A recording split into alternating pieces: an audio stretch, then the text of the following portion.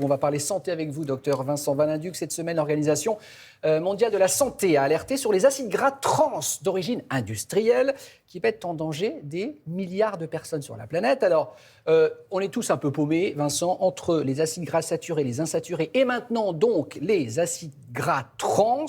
On ne sait pas ce qui est bon et ce qui n'est pas bon. On fait le point avec vous ce matin. On a besoin de vous. Sur quoi exactement souhaite nous alerter l'OMS, Vincent? Eh bien, ils alertent sur les acides gras trans-industriels qu'on va retrouver dans les confiseries, dans les viennoiseries.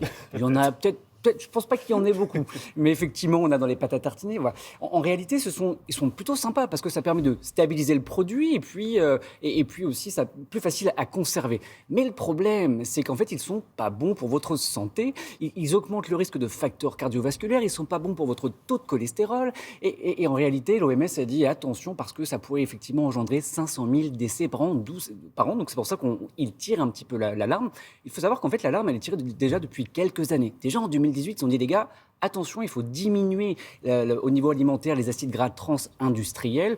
De nombreux pays ont suivi cette recommandation. On devait en 2023, donc cette année, normalement ne plus en avoir, mais on est hyper en retard.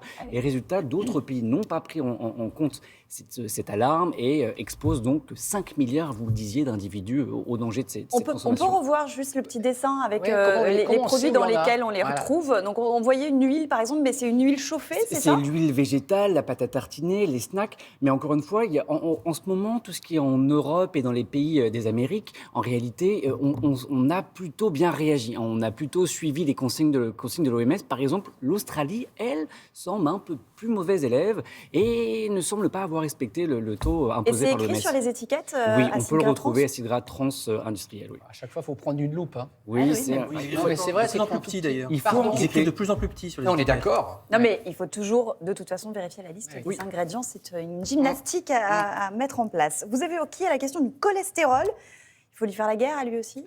Alors avant de lui faire la guerre, sachez que le cholestérol, il est essentiel à votre santé. En fait, le cholestérol, il va rentrer dans la composition des membranes de vos cellules, donc on en a besoin. Il rentre également dans la composition des hormones, de certaines hormones, et puis aussi, il facilite la digestion. Donc avant de lui faire la guerre, faites d'abord le point avec votre médecin pour savoir où vous en êtes, parce qu'il faut du cholestérol. Docteur, c'est tous les combien les prises de sang pour vérifier son taux de cholestérol? Vous allez dire que ça dépend de l'âge. Mais... Oui, ça dépend de l'âge. Je ne sais pas tous les combien. En fait, on va, pour faire le suivi du cholestérol, on regardera si vous avez des facteurs de risque, mais aussi en fonction de votre âge. Il n'y a pas un suivi régulier si vous n'avez pas de facteurs de risque et si vous êtes jeune. Mais donc, vous nous dites qu'il y a un bon et un mauvais cholestérol. Alors ça, vous arrivez souvent au cabinet, vous me dites, docteur, j'ai un bon ou un mauvais cholestérol? On ne sait jamais. Je vais vous sortir un scoop, il n'y a qu'un seul cholestérol, il n'y a qu'une seule molécule de cholestérol. En revanche, le cholestérol au niveau du sang, il a besoin d'un transporteur pour voyager, parce qu'en fait, sinon, il n'y arriverait pas très bien. Il existe le HDL, qui est un transporteur qui chope le cholestérol, qui l'emmène au foie et qui l'élimine. Ça, c'est le bon cholestérol. Il y a le LDL, qui est un autre transporteur qui chope le cholestérol et qui l'emmène vers les organes. Et sur la route, il en tapisse au niveau des parois des artères. Et lui, c'est le mauvais cholestérol. C'est celui sur lequel il va falloir essayer d'agir un petit peu. Donc en fait, il faut venir au cabinet en disant est-ce que j'ai un bon ou mauvais transporteur de cholestérol? Exactement. Est-ce que j'ai trop de mauvais transporteurs ou super bien de bons transporteurs? Quels sont les symptômes qui doivent nous alerter sur un possible excès de cholestérol? Aucun symptôme qui est le témoin d'un excès de cholestérol. Non, peut-être que là, j'ai trop de cholestérol, mais je ne le sais pas. En revanche, l'excès de cholestérol est un facteur de risque cardiovasculaire. Je vous en parlais. En fait, là, on le voit sur cette diapo. En fait, le cholestérol va se mettre au niveau de la paroi des artères, ce qui fait qu'elle va être plus rigide, elle va commencer à se boucher. Donc, quand c'est une artère au niveau du cœur, ça peut provoquer un infarctus du myocarde. Au niveau du cerveau, un accident vasculaire cérébral, mais ça peut également toucher les artères des jambes et provoquer des petites inflammations. Donc, c'est pas suffisant. C'est pour ça que l'excès de cholestérol en soi est mauvais. Mais il faut y faire attention, bien sûr. C'est ce qu'on appelle les plaques d'athérome. Exactement, bien joué, plaques d'athérome. On connaît le nom sans trop savoir ce que c'est. Oui. C'est de la graisse. Oui, c'est ça, voilà.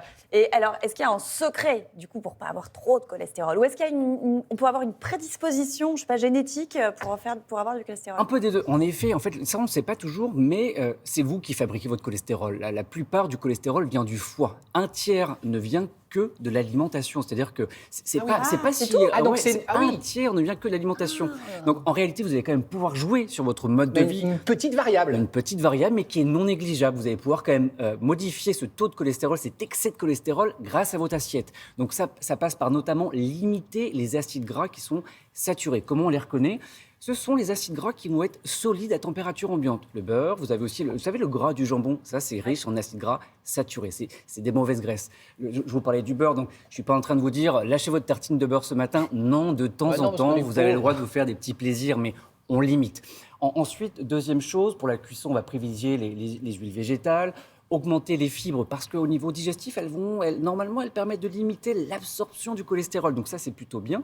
On évite les viandes rouges, on préfère les viandes blanches, 2 à 3 poissons par semaine, dont un poisson gras. Donc ça, c'est le côté alimentaire. Et pour le reste, il y a l'alimentation, il y a toujours ce que vous n'aimez un petit peu moins, le sport. Non, mais c'est vrai, que le sport, ça peut faire baisser le taux de cholestérol. Excellent. Le sport augmente le bon cholestérol et diminue le mauvais cholestérol. Donc c'est quand même deux actions. On revient toujours au même. Faites du sport, mangez moins gras, et là aussi, mangez des fruits et des légumes. Et pas de cigarettes, parce qu'en fait, effectivement, le tabac, en fait, lui, diminue le taux de bon cholestérol. Donc vous le disiez, en effet, c'est toujours un peu la même chose, mais en fait, ça fonctionne.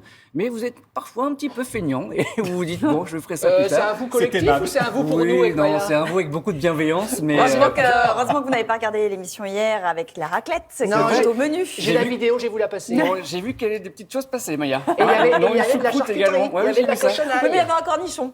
J'ai appelé ça, c'est la bonne excuse, le cornichon.